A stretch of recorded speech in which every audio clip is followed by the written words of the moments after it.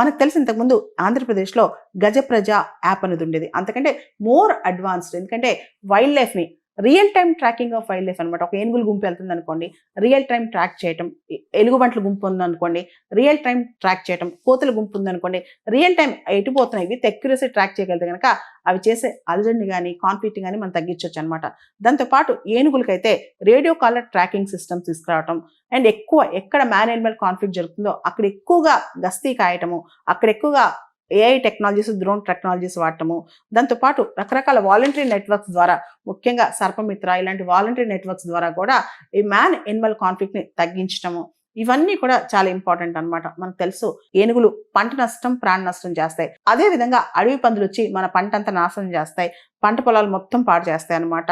ఇవన్నీ కూడా మనం చాలా జాగ్రత్తగా కాపలా కాయాలంటే ఒక పక్క మన వన్యప్రాణులను కాపాడుకోవాలి, మరో పక్క మనుషుల యొక్క ప్రాణాలని, పంటల్ని కూడా కాపాడుకోవాలి. ఎందుకంటే ఆస్తి నష్టం అనేది చాలా డేంజరస్. మనకు తెలుసు కేరళలో కొన్ని సంవత్సరాల క్రితం ఒక ఏనుగుని ఆ రైతు పైనాపిల్ బాంబ్ పెట్టి చంపేశారనమాట. అంటే ఏనుగులు దాడి వచ్చేసి పంట పోతుందని చెప్పి రైతులు అక్కడ పైనాపిల్ బాంబ్స్ పెట్టారనమాట. ఇలాంటి సంఘర్షణలు లోను కాకుండా ఒక పక్క ఏనుగులు కాపాడాలి, ఇంకో పక్క పంటల్ని కాపాడగలరు. కాబట్టి ఇలాంటి వాటిలో మనం చాలా జాగ్రత్తగా ఉండాలి. ఒక పక్క మనుషుల్ని కాపాడాలి, ఇంకో పక్క ఎనిమల్స్ని కాపాడాలని చెప్పి ఆంధ్రప్రదేశ్ ఫారెస్ట్ డిపార్ట్మెంట్ వాళ్ళు కూడా కోరుకుంటున్నారనమాట.